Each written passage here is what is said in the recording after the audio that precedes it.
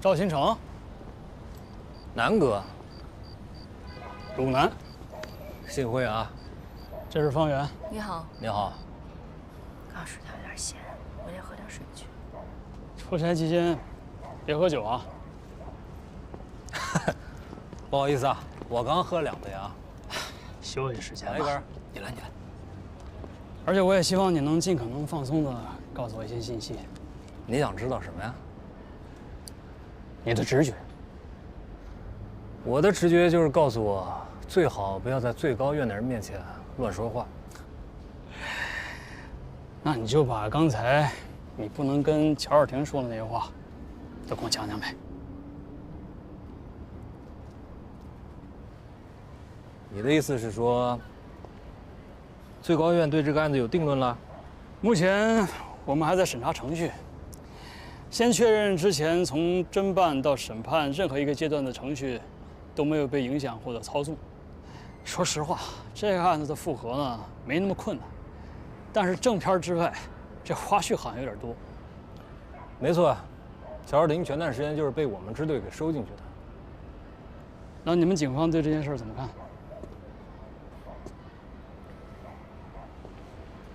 南哥，你在司法学院混那么久了，这种人肯定也没少遇见过。好好的律师不干，变着法儿的耍花活。这种人总是会有的。要我说啊，这种人就别再做律师了。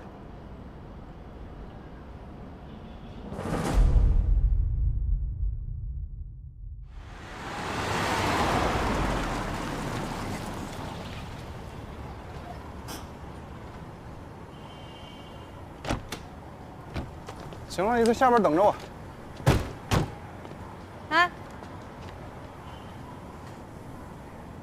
你为什么不找洪律师合作？你这个问题还真的是问到我了啊！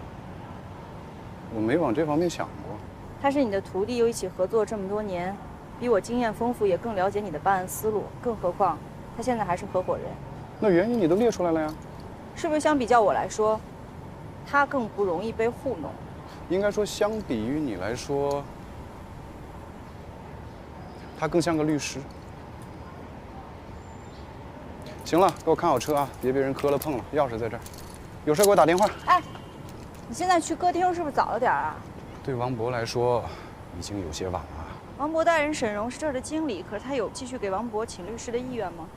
我之前给他打过电话，至少现在已经争取到了一个面谈的机会了。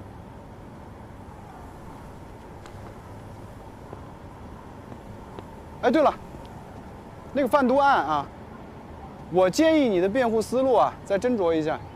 那串数字虽然听起来挺唬人的，但是我并不认为刑事审判庭会是一个能用煽情影响认定标准的地方。可是我开庭总得说点什么吧？改变一下思路，别一条路走到黑。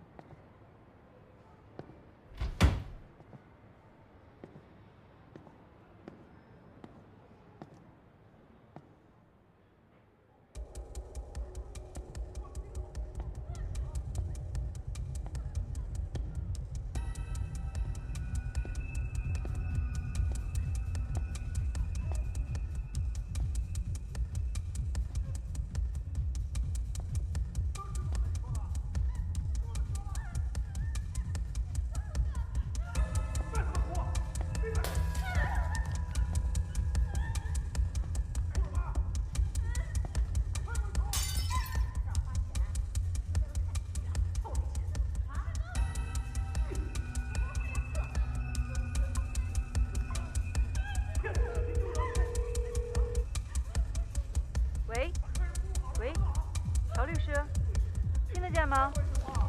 喂。说什么？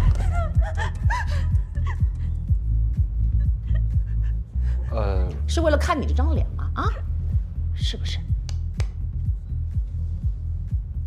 再说了，这客人摸你一下怎么了啊？还砸了我的饭碗。跪好了！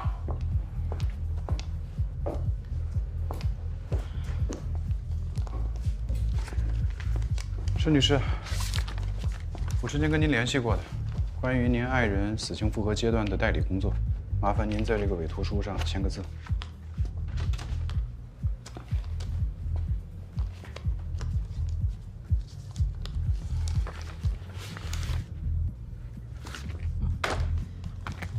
人家都说呀，男人在外面养家，女人持家。哼，我倒好，这又要养家又要持家，还得出去打拼，挣钱把它给捞回来。哼，你说这个姓王的，是不是上辈子烧了高香啊，娶了我这么个傻媳妇儿？您签个字，我就能去看守所会见，尽快开展工作了。乔律师，你看我现在这一个人过得也挺好的，你说我要是花钱把他给捞出来，我有什么好处啊？我没办法把他救出来。即便是在死刑复核阶段，我能够为他争取到些什么，他恐怕也要在里面待很长很长的时间。如果非要说您这么做会有什么好处的话，我可以为您辩护，免费。为我辩护？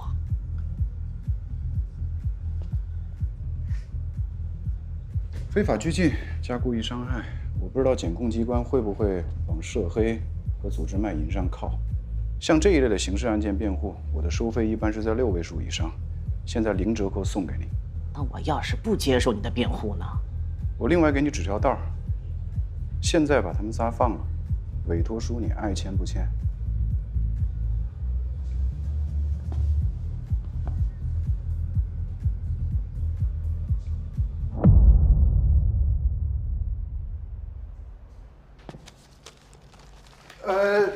稍等一下，稍等一下，警察同志，稍等一下，稍等一下，两句话，还是得麻烦你把这个委托书签一下，你爱人可能罪不至死，真的，你相信我。这看样子我还用得上你的免费辩护啊？不是，这是15分钟之前的条件，你现在把委托书签了，我不单独就我自己受的伤。向你提附带的民事诉讼，你明白这意思吗？就是你白打我一顿。那你能省下不少钱，没准够请乔律师给你做辩护的。真是个奇怪的人。够。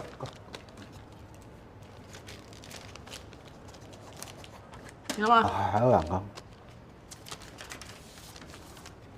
怎么这么多事？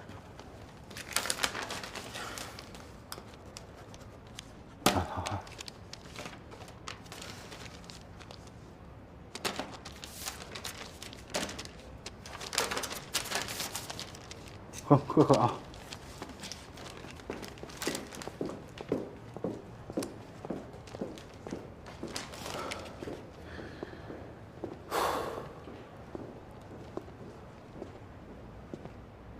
我可以解释。别解释了，赶紧去医院，该验伤验伤，回头到队里把笔录录了。手机里有通话的所有录音是吧？哦，我发你。肖大律师，你应该知道什么是录音证据的原始载体。密码0515。你换这手，换这手。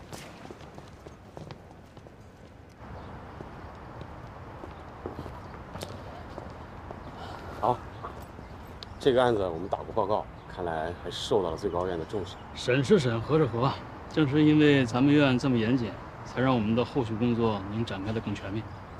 也感谢你们没打撒把。把可以撒，人命不行啊。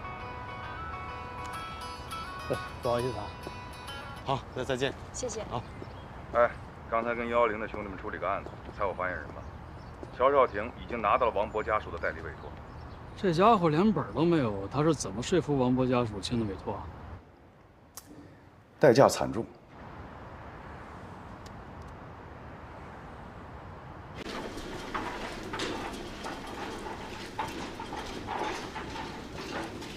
哎，行，就在这儿。是这房间吗？哎，你这不能走吗？你干嘛还要一推车啊？这不他要的吗？嗯，好了，稍等一下吧，等一下护士来给你处理哈。我这不能走吗？你以后要什么推车？你看你脸上的伤，要不然还是拍个全身的片子吧。不用，我没事儿。哎，是谁说不要一条路走到黑来着？这个王博的爱人沈荣啊，是我现在唯一能够找到可以签委托书的直系亲属，我只有这一条路了。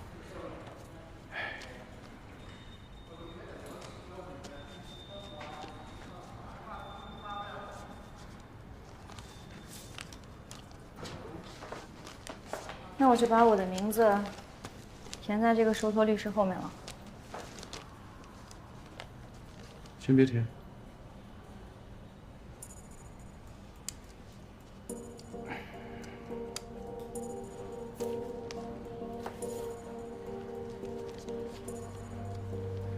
死刑复核程序结束前，你的执业证不一定能恢复，有可能连听命程序都没结束。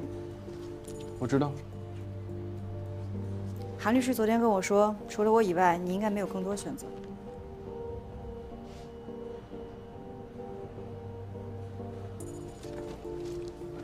我现在头呢，回头再慢慢跟你解释啊。雷小坤的委托还没有拿到，如果你次次都这么惊险的话，就没有以后了。这次呢是有惊无险，再说了，这也是因祸得福。忙里偷闲，还能到医院里头来，等着漂亮护士小姐姐给我包扎。那怎么着？我给你换一个。哎呦，那个，我给你介绍一下啊，这位呢是我会所里的工作搭档肖真，肖律师。这位是我的爱人唐初。准前妻。你好，你好。把话说清楚了，你快自由吧。那我先出去。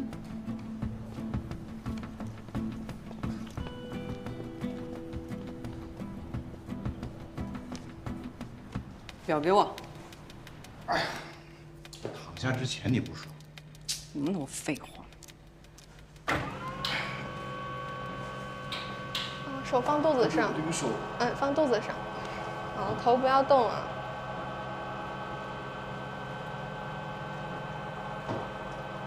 这个伤害不大吧？不大。哎呦，你躺着吧。打架的时候怎么不害怕呀？唐医生出去等吧。谢谢啊。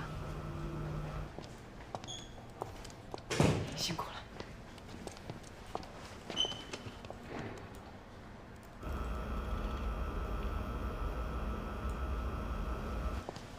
王博的老婆打过他，这娘们疯了吧？我都没打过他，跟哪儿了他？他们现在已经被警察抓起来了，也不是那个女的，是那帮马仔打的他。就为了这个破案子。行了，说他也没用，他肯定是死要着不放，旧情难忘啊。什么意思？被害人朱红的老婆严秋，是他高中时期的女神。在我之前，那会儿大概的关系就是，老乔喜欢严秋，严秋喜欢邹亮，邹亮和老乔还是好兄弟。这么狗血吗？更狗血的是，朱红把严秋肚子搞大了，所以他们俩在一块儿真的是神展开。啊，这个你到时候给他。哎。说起来，没听老乔提过你啊？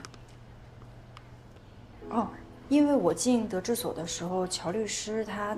哦，那他现在怎么和你？他一向是喜欢自己独来独往，一个人办案的，是吧？那个他的那个职业证暂扣了。暂扣？对，暂扣。是暂扣还是吊销啊？是暂扣。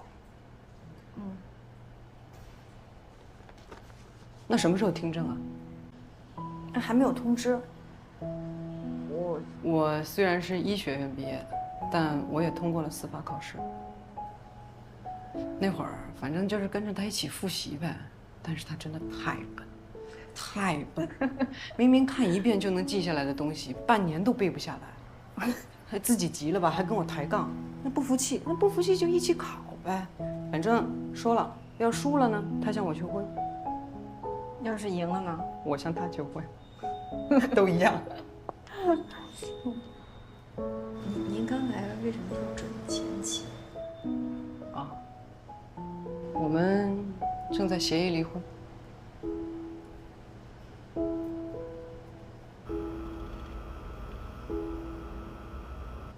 不过恕我直言，二位看着确实不像是要离婚的样子。婚姻嘛，保护的又不是爱情，你说是吧？你出来了。谢谢。检查结果什么时候能出来？今天我还有好多事要办呢。反正这该消毒的、该上药的，护士都帮你弄了。把条形码给我，到时候结果出来了，我把片子打出来，下班之后。今天周二啊，你不是上夜班吗？阿祖他放假了嘛，我都调成白班了。干嘛？不想见我？想躲着我？拜托你啊，检查结果出来之后呢，如果没有性命之忧，你就别再把我招回来了。3位医生，谢谢你们，走了。你小心点啊！哎，那个消肿之前就先别见阿祖了。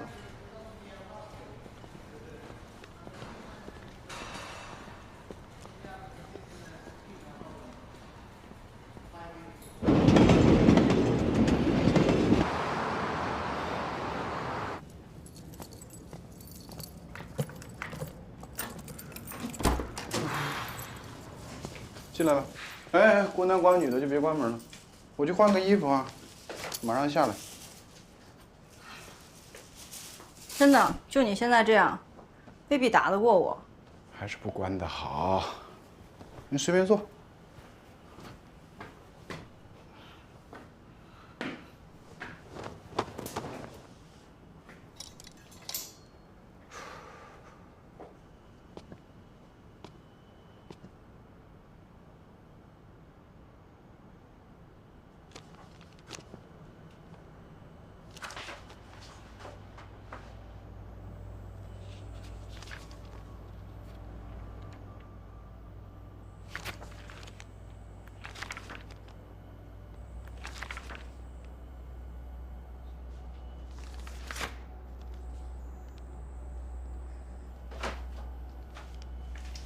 这个案子呢，我不是特别了解，但是即便知道了大概的情况，从判决结果来看，没什么问题啊。咱们来捋捋啊，王波和雷小坤呢是2个混子组合，多年来一直利用威胁、恐吓，甚至暴力殴打的方式来替人催收。他们最常用的手段就是把人劫持在关亭湾旁边的山崖上，并且把人关在提前藏在树林里的笼子里，进行各种威逼恐吓。当时在山脚下有一水库管理员目击到了这一过程。你看一下，我给你选择了这么个风水宝地，你得感谢我。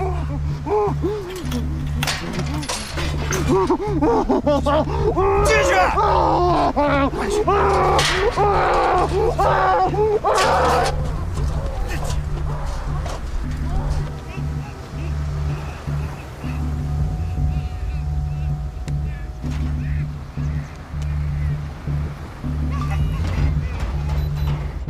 然而这次也许是因为朱红不为所动，也许是因为王博和雷小坤想杀人立威，甚至有可能是比较年轻的雷小坤一时冲动。朱红，钱你到底还不还？没钱，我没钱，放了我！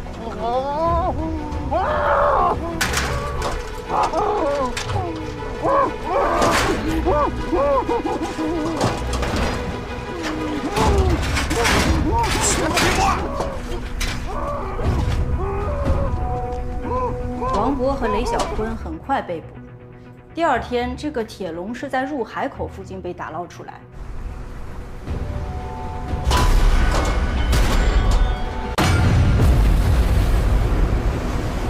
笼体经过水流的冲击和岩石的碰撞已经变形，但在笼内发现了朱红的衣物残留，并找到了 DNA 证据。朱红的尸体虽然没有被立刻找到，但是可以做出死亡的合理推论。王勃和雷小坤对于杀害朱红的事实供认不讳，甚至在一审判处死刑后都没有上诉。你说，既然上诉不加刑，他俩为什么不上诉呢？哎，这是个好问题。这个等咱们俩提讯他的时候，可以好好问问。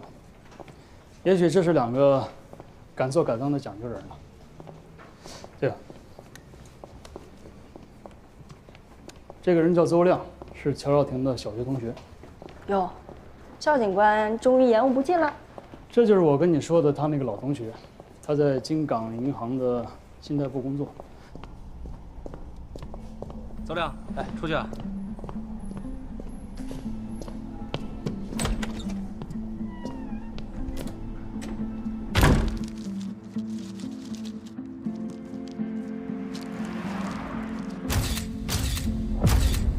他是被谋杀的。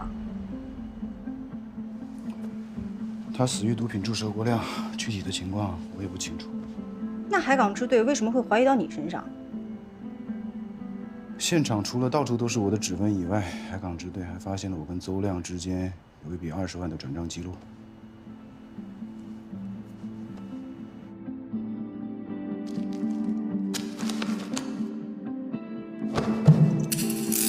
他跟我借钱，什么钱？而乔少廷给海港支队的解释是说，这个邹亮说他手头紧，跟他借了20万，但是没打欠条，也没有留下任何跟这事儿有关的文字和通信记录。好吧，虽说没有证据也不算什么，但总不能说他刚借了人钱，然后就把人给杀了。海港支队还在邹亮的车里发现了他留给乔少廷的银行财务单据，是朱红和他家属的。你给凶手做辩护，为什么要去查我们家上上下下的银行财务记录呢？看来你跟邹亮不是好久不见啊。他到底是念的哪份情啊？还真的什么都跟你说。乔律师，你那样做应该是违背律师职业道德，甚至违法的。我可以投诉或者举报你。无所谓。虽然在我的记忆当中你不是那种人，但人都是会变的，对吧？这事儿很有可能有违规违法的嫌疑，但是也不至于要到把你抓起来的地步吧？海港支队拿着这些记录去进港银行核实了，所有的单据都是伪造的。那就是说，公安认为是你出钱让邹亮制造了伪证，然后他以此要挟你，想要更多的钱，是这么个逻辑吗？海港支队向京港司法局核实过，这个案子德智所一共就收了10万块钱，他乔少廷花了20万去找人造假，权贵世家律师都这么会算账的？我看他自从参与到这个案子里啊，他的沉没成本可远不止20万。我觉得这个乔少廷可能有点赌徒心理，他失去的越多，执念就越重。执念？他有什么执念啊？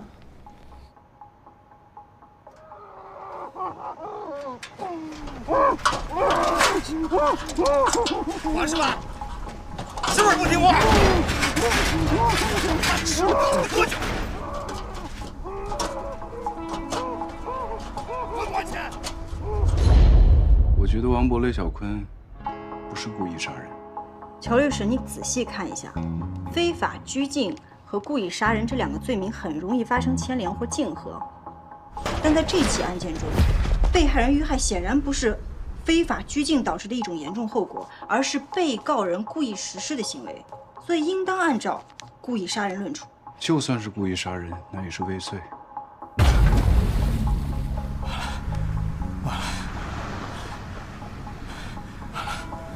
这下麻烦大了。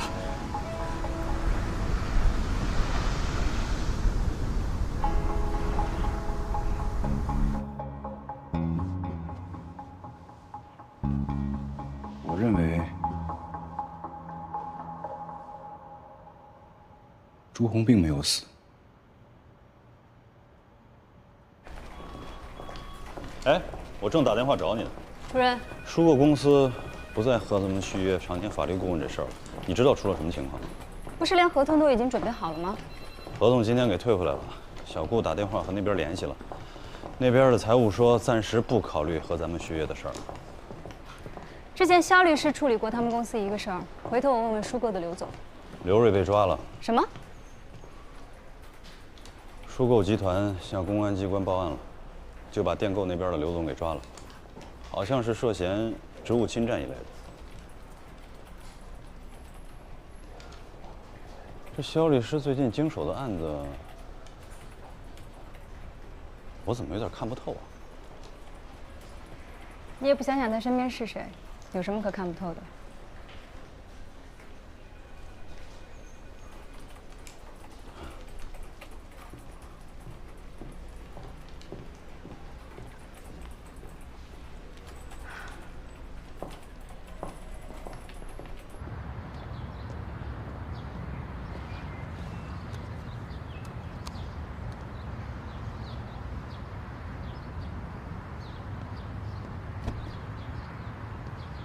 大白天的，两个大老爷们儿又是同行，你这整了个那什么似的。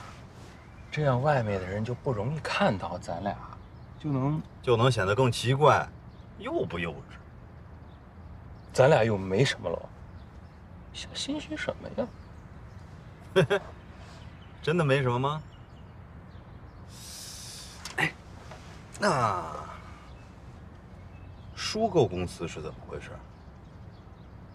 疏购啊，是不是我们所新接的那个常年法律顾问？你少跟我装蒜，你到底是哪头的呀？你这就没意思了啊！大家的想法不都是一样的吗？怎么讲？追求利益最大化，同时把风险降到最低。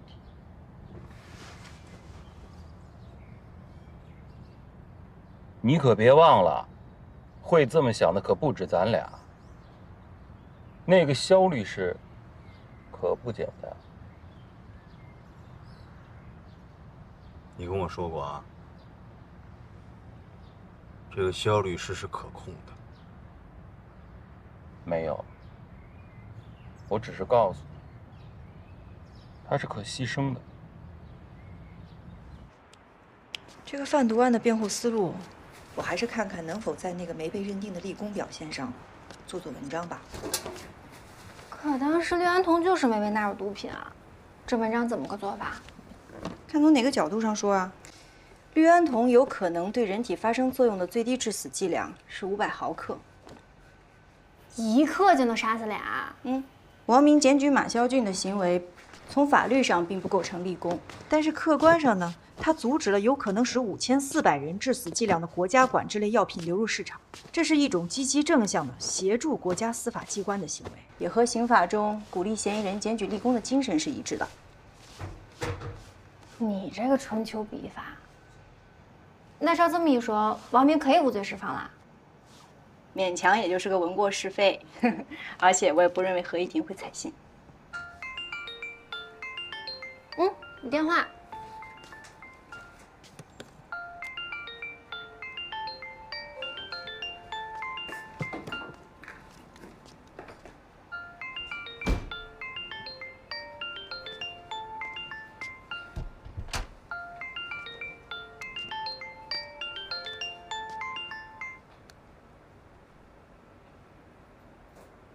薛律师，麻烦您下次打电话来，先发个消息问我方不方便。不好意思啊，我就是想告诉你，收购的法律顾问我拿下来了，顾问费是上付的。说好的那一半，我是转账给你，还是给你拿现金？转账有记录，现金吧。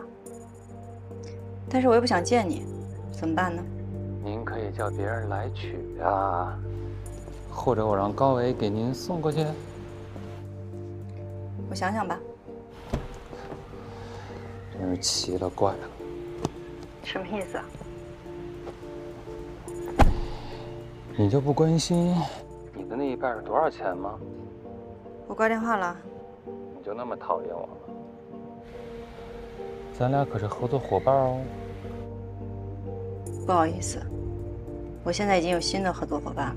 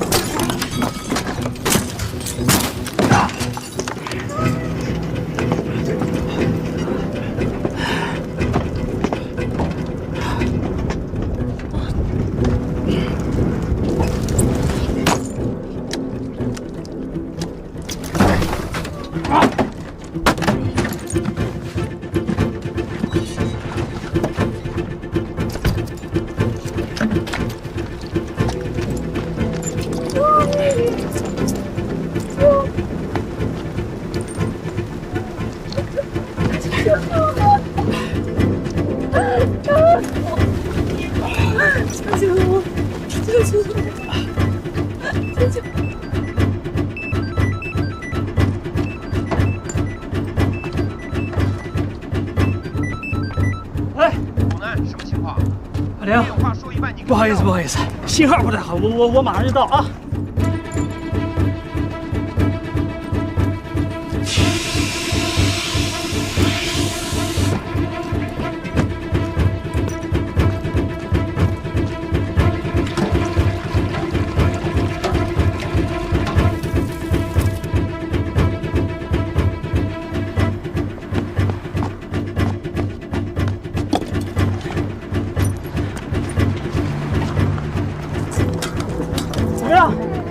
没事吧？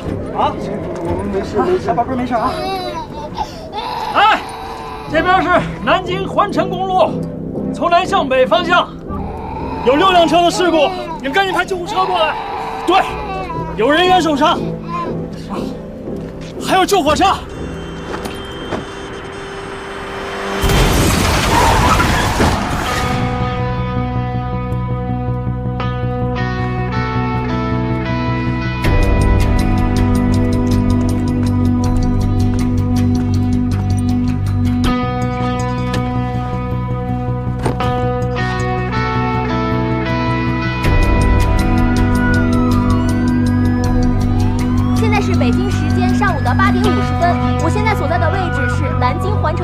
由南向北滨海出口附近，我身后发生了一起多车连环追尾的重大交通事故。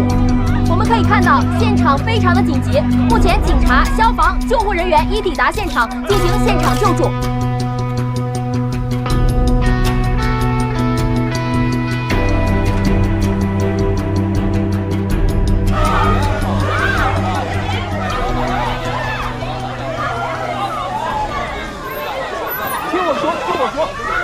我知道，我理解。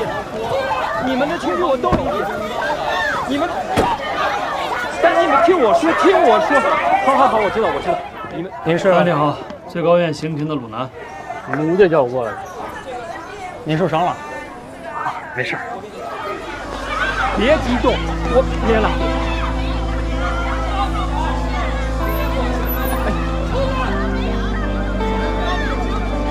好，我知道，哎，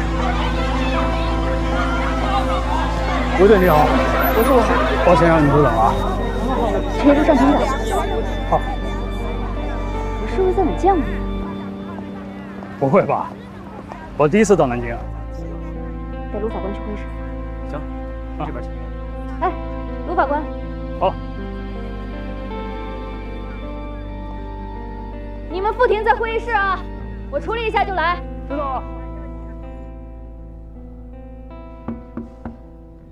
副庭，不好意思啊，我这是江州行政支队的乔政委。哦，您好，最高院刑庭永南。你好，吴队这回有事，他一会儿过来。哦，我刚才碰见吴队了，门口有几个被害人家属在围堵律师，他去处理一下。啊，您看我是在这儿跟您汇报。金港的案子不急，你先看看这案子。这是怎么个意思啊？今天把你叫来南京，除了汇报案子，就为……不好意思，我接个电话。喂。你们的心情我们能够理解，但法律是要走程序的。程序？我姐姐都走了9年了。9年了，你们年迈伸手，现在都没有个说法。法院已经做出了判决，死刑是需要走复核程序的，好吧？请你们再等一等，法律一定会还你们公道的。我们等不了了，必须要严惩凶手。你们要法律一定会还你们公道的。对。你们先回去好吗？请相信法律啊！相信法律。您好。这里是四星区交通支队，刚才是您在滨海出口报的警吧？啊，是我。怎么称呼？鲁南。哦，是这样，我们要麻烦您来支队做个笔录，协助我们了解一下事发当时的现场情况。如果您有受伤或者经济损失的话，也好一并处理。啊，这样，我现在这边有个比较着急的工作要处理，等我处理完了，我尽快赶过去，好吧？不是你这刚到，要急着去哪儿啊？我还能去哪儿啊？晚上我得去上海赶车去金港啊！领导，您赶紧让我给您汇报金港那边案子的情况吧，我顺便报告就行。不，你先听我说，金港的案子不着急，回头再说。这边有个案子需要你协助一下。怎么？有什么棘手的问题吗？这是咱们庭承办的另一起死刑复核案件，案情虽然牵扯到南京和江州2个城市，倒也谈不上有多复杂。这样。你一会儿把案卷看一下。啊。哦，等等，那个去趟洗手间，照照镜子，收拾一下自己，拿点下管最高院的法官。好，出门左拐。哎。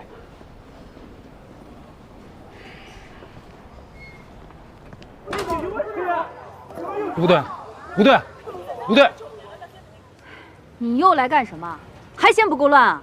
田阳的案子，田阳的案子已经到了死刑复核的阶段，我们的工作已经告一段落。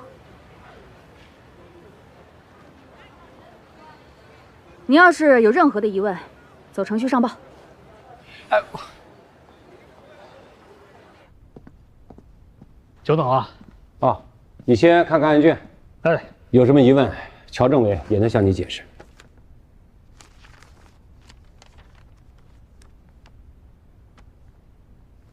哦，9年前的案子啊。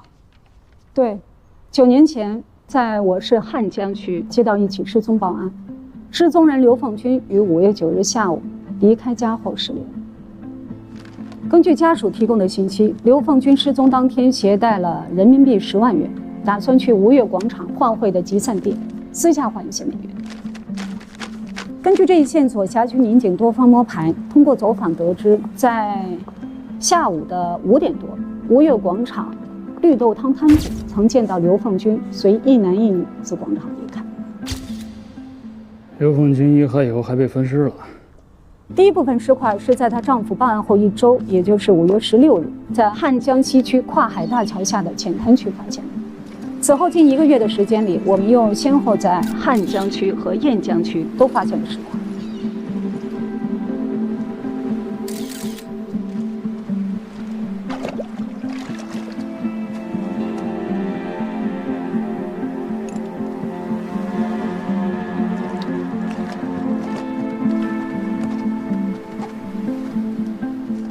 初步推断，应当是一起财产动机的故意杀人案，而嫌疑人很可能是以换汇名义将刘凤军带离吴越广场的一男一女。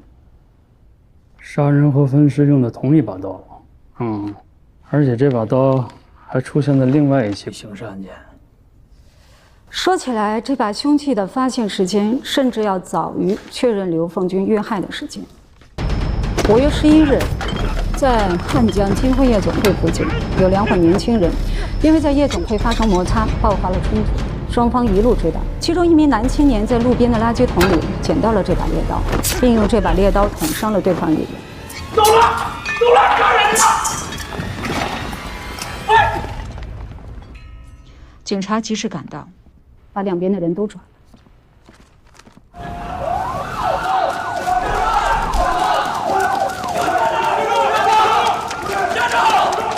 这没有护手的刀，就是容易伤了自己。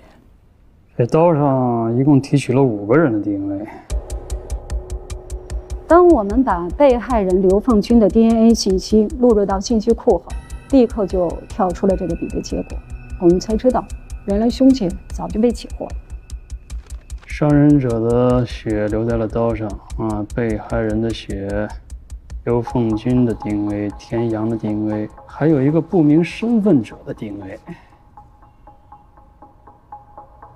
很幸运，在这把凶器残留的白细胞中，我们都提取到了 DNA， 其中有2组是与被害人刘凤军以及被告人田阳相吻合的。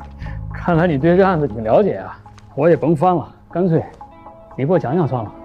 之后的情况我更了解。还是我来说吧。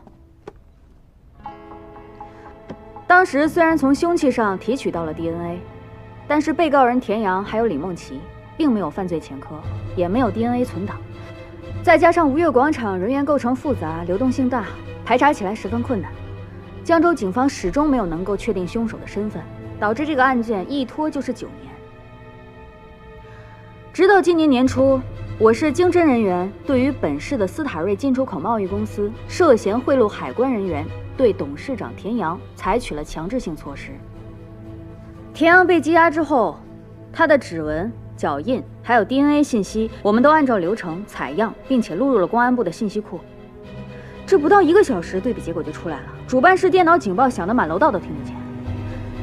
命案优先，这个案子当天就交到了我的手上。田阳就是9年以前在江州杀害刘凤军，并且将其肢解抛尸的人。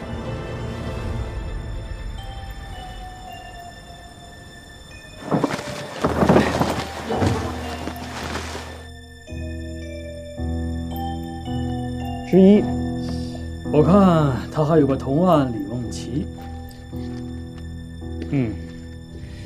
但是判决没他，还是人没抓着吗？就是因为李梦琪，你们老大才会来南京。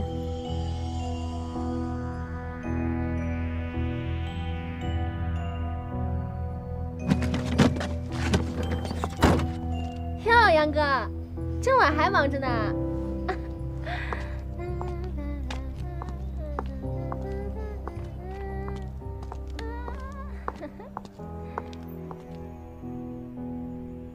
这个吴队是您的？我发小，一起在审计局大院长大。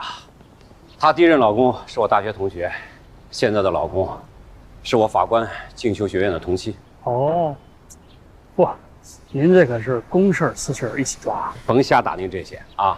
总之，这案子在张涛手里复核了好几个月了，该提讯也提讯了，各阶段的证据全核实过，走访也基本完成了。我跟吴队沟通过这个案情，都认为对于这个案子。要慎重、慎重再慎重，不要紧赶着让这个田阳去死。刚才吴队他们不也不说了吗？这个李梦琪8年前结婚，1年之后就失踪了，现在是活不见人，死不见尸。这跟我在金港复核的那个案子倒是有点像。咱们有句词儿叫做另案处理。怎么个另案处理？我是说，甭管这个李梦琪归不归案，他都不会影响对田阳的刑罚执行。还真不好说。从预审开始，到张涛复核过程中提讯。这个田阳什么都认，只有一点，他坚称将被害人刘凤军带回他们租住的地方后，是李梦琪临时起意持刀杀人，他只是协助李梦琪分尸和抛尸。就这一点上啊，如果有李梦琪的口供来印证，自然是更完全。完全不完全的，也不会改变田阳的故意杀人罪。师傅，我马上过来。这李稍等啊。梦琪怎么就突然失踪了呢？你能不能仔细的看看案卷？首先，吴越广场的目击证人证实，刘凤军是跟着一男一女离开的。其次，审讯田阳的时候，他准确地说出了李梦琪的各种身份信息。江州刑侦支队先后进行过3次照片指认，每次他都能够准确无误地从几十张照片中指认出李梦琪。第三，李梦琪结婚前曾混迹多处娱乐场所。江州警方找到了2名那一时期跟他相识的歌厅小姐，虽然时隔太久，他们无法明确地指认田阳，但却透露出李梦琪当时租住的地方，恰好就是田阳杀人分尸的那个筒子楼。那筒子楼现在还在吗？你说呢？9年了，对，早就推平盖写字楼了。都9年了，您觉得我现在还能做点什么？这案子不是张涛负责吗？哎，他人呢？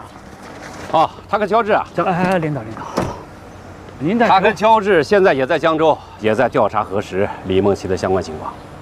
哎，领导，您先别着急走，您得给我指条道啊！我就这几个小时，您让我到哪儿去给您找李梦琪去？鼻子底下是什么？吴队和乔正都在，自己去问去。那2位你也看到了，他明显就不对付呀，这说话都夹枪带棒的。你尽量配合就好，这是他们公安主导的案件调查，人家内部有什么分歧，不关你事，你别在这推三阻四的。你别忘了，你金港的案子要组合议庭吧？你算上方院，你还差一个，到时候你可别来求我。啊，领导，咱一码归一码啊，您可不能拿金港的案子来要挟我。你说什么呢？什么叫要挟？我还不能给你布置任务了。这2边都是咱们的案子，需要分那么清吗？不是，领导。行了，抓紧时间啊，别耽误事了。去核实一下李梦琪的情况。别啰嗦了，赶紧去干活去。哦，对了，别以为我没问你就不知道了。你是遇上车祸了吧？受伤了没有？我是说除了脸上。我没事儿。赶紧换身，赶紧的啊，注意形象。好了，走吧。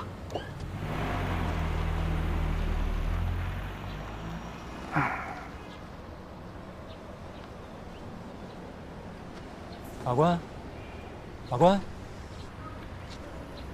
哎，法官您好。啊，你是刚才那个？是的，是的。我是田阳的律师，我姓冉，叫冉森。哦，你好，你有什么事儿吗？我知道您是最高院的，是不是跟我当事人的死刑复核有关？我不是想替田阳喊冤啊，但刘凤军真的不是他亲手杀的。对不起，这个案子不归我负责。那个，你是律师，你应该懂规矩。这案件是张法官承办的，没错，但我向您反映情况也不违反规定啊。而且我认为，在这起案件的调查上，本市公安人为架设了很多障碍。那你应该去找督察或者纪委，懂吗？李梦琪只要一天没有归案，就不能确认是田阳实施的谋杀。如果是执行死刑之后才将李梦琪抓到，就只能听他的一面之词了，这样对田阳很不公平。这话你刚才怎么不跟死者家属说去啊？武汉副队长知道李梦琪的下落。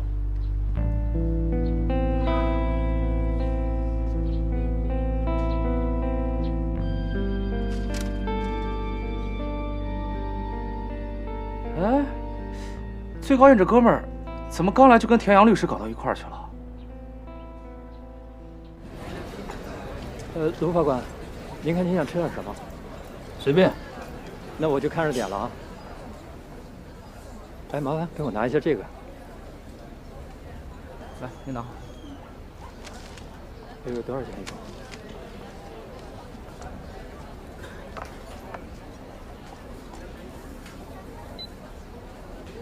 好了，给你了啊。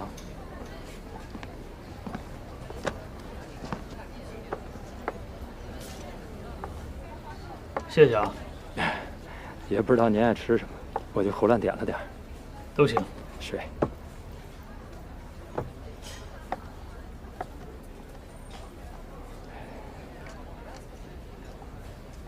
嗯。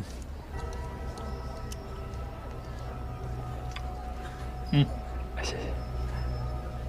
你刚才说，吴队知道李梦琪的下落，什么意思啊？据我调查了解，田阳和李梦琪其实一直没有分开。虽然后来在江州，李梦琪傍上了大款，但最终还是追随田阳来了南京。是吗？那我八卦一下啊，既然这个李梦琪都已经追溯到南京了，那为什么田阳又娶了别人呢？因为李梦琪在南京见不得光。什么意思啊？田阳来到南京之后，成立了斯塔瑞进出口贸易公司，但短短几年，斯塔瑞就成了南京排名前10的纳税大户。说这些全靠进出口升仙，您信吗？你把话别说一半啊！既然已经说了，就把你知道的说说呗。我是斯塔瑞的法务，虽然财务记录我看不到，但我一直怀疑，除了正常的进出口贸易外，公司在暗地里同时境外走私。那你怎么不把这些跟相关部门反映呢？第一，我没有实证；第二，我端的是公司的饭碗。所以你老板被抓了以后，你就变成了他的刑事辩护律师。田阳是我的领导，也是我的当事人，不管是职业属性还是私心，他的个人权益都应当是我放在首位的。那田阳公司帮这个走私集团洗钱，他跟李梦琪是什么关系呢？南京最大的走私团伙基本上控制了东江港和北坞，也就是2个最大的口岸。据说这个团伙的头是个女的，所以我会觉得李梦琪在南京见不得光。李梦琪是个女的，没错，但总不能是个女的就是李梦琪吧？当然不是。哎，谢谢。虽然我觉得这个走私团伙的头目是李梦琪无凭无据，但这起码算是一个方向吧。我多次向警方反映，他们完全不理会。我甚至当面向吴队强调过这个调查方向，可他给我的回复是，与本案无关。等会儿，你之前可是说吴队知道李梦琪的下落，但是你现在这个意思，感觉你好像是在跟我暗示，这个南京刑侦支队的副队长是本地最大走私集团的保护伞啊。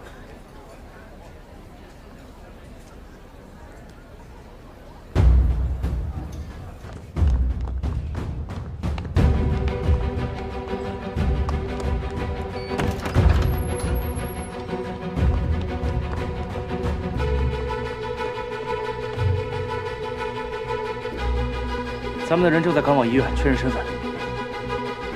放大，再放大。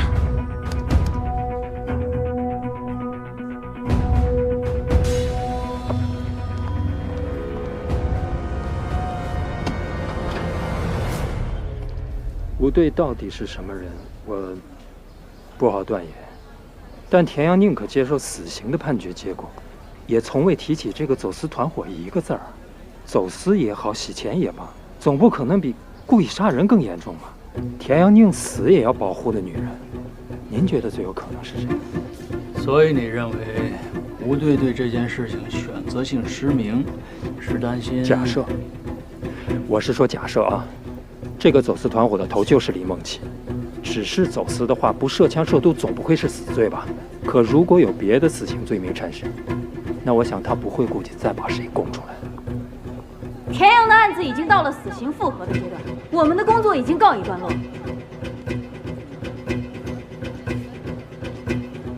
你要是有任何的疑问，走程序上报。你的这套逻辑啊，不能说是口语不通，不好意思啊，我话说的有点过，但确实是有点牵强。而且我刚跟你说了，我不是这个案子的承办人。不管您是不是这个案件的承办人，但我知道您是外来的，您不会受南京各方势力的影响。不管这个田阳他该不该死，但是我觉得啊，有你给他做律师，这都是他的幸运。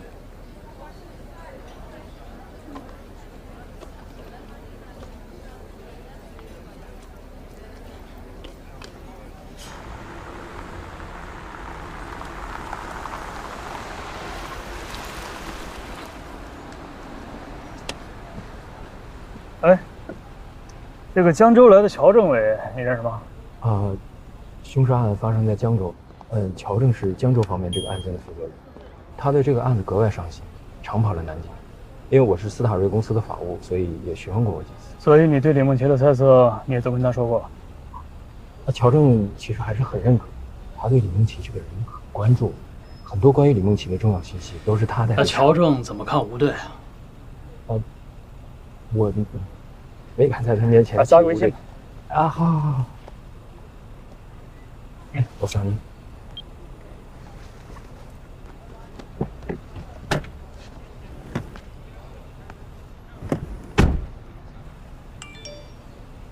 卢凡。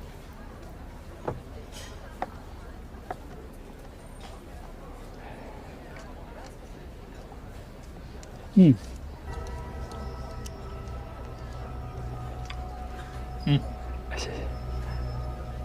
你刚才说吴队知道李梦琪的下落，什么意思啊？据我调查了解，田阳和李梦琪其实一直没有分开。虽然后来在江州，李梦琪傍上了大款，但最终还是追随田阳来了南京。是吗？那我八卦一下，既然这个李梦琪都已经追随到南京了，那为什么田阳又娶了别人呢？因为李梦琪在南京见不得光。什么意思啊？田阳来到南京之后，成立了斯塔瑞进出口贸易公司，但短短几年，斯塔瑞就成了南京排名前10的纳税大户。说这些全靠进出口生鲜，您信吗？你把话别说一半啊！既然已经说了，就把你知道的说说呗。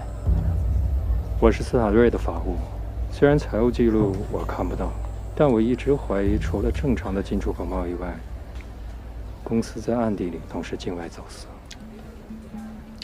那你怎么不把这些跟相关部门反映呢？第一，我没有实证；第二，我端的是公司的饭碗。所以你老板被抓了以后，你就变成了他的刑事辩护律师。田阳是我的领导，也是我的当事人，不管是职业属性还是私心，他的个人权益都应当是我放在首位的。那田阳公司帮这个走私集团洗钱，他跟李梦琪是什么关系呢？南京最大的走私团伙基本上控制了东江港和北坞，也就是2个最大的口岸。据说这个团伙的头是个女的，所以我会觉得李梦琪在南京见不得光。李梦琪是个女的，没错，但总不能是个女的就是李梦琪吧？当然不是。谢谢。虽然我觉得这个走私团伙的头目是李梦琪无凭无据，但这起码算是一个方向吧。我多次向警方反映，他们完全不理会。我甚至当面向吴队强调过这个调查方向，可他给我的回复是，与本案无关。等会儿，你之前可是说吴队知道李梦琪的下落，但是你现在这个意思，感觉你好像是在跟我暗示，这个南京刑侦支队的副队长是本地最大走私集团的保护伞啊。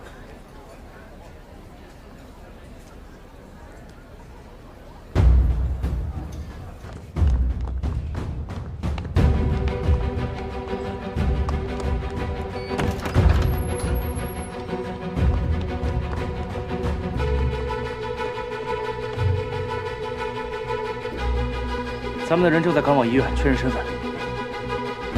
放大，再放大。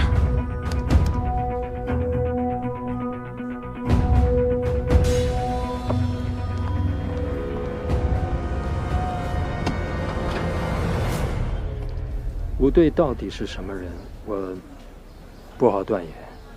但田阳宁可接受死刑的判决结果，也从未提起这个走私团伙一个字儿。走私也好，洗钱也罢，总不可能比故意杀人更严重吧？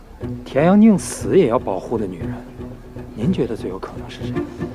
所以你认为吴队对这件事情选择性失明，是担心？假设，我是说假设啊，这个走私团伙的头就是李梦琪。只是走私的话，不涉枪涉毒总不会是死罪吧？可如果有别的死刑罪名产生，那我想他不会顾及再把谁供出来。田阳的案子已经到了死刑复核的阶段，我们的工作已经告一段落。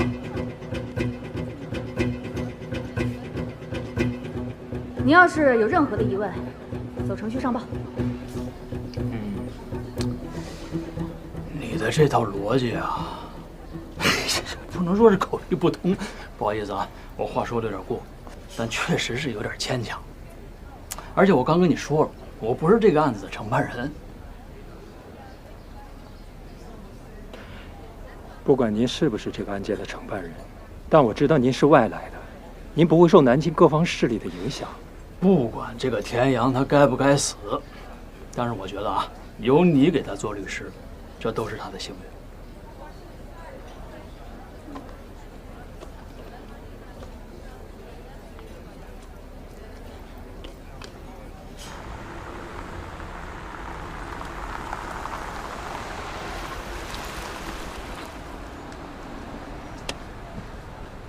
哎，这个江州来的乔政委，你认识吗？凶杀案发生在江州，乔正是江州方面这个案件的负责人，他对这个案子格外上心，常跑来南京。因为我是斯塔瑞公司的法务，所以也询问过我几次。所以你对李梦琪的猜测，你也都跟他说过了。乔正其实还是很认可，他对李梦琪这个人很关注，很多关于李梦琪的重要信息都是他带。那乔正怎么看吴队啊？我没敢在他面前加个微信。好。我想你。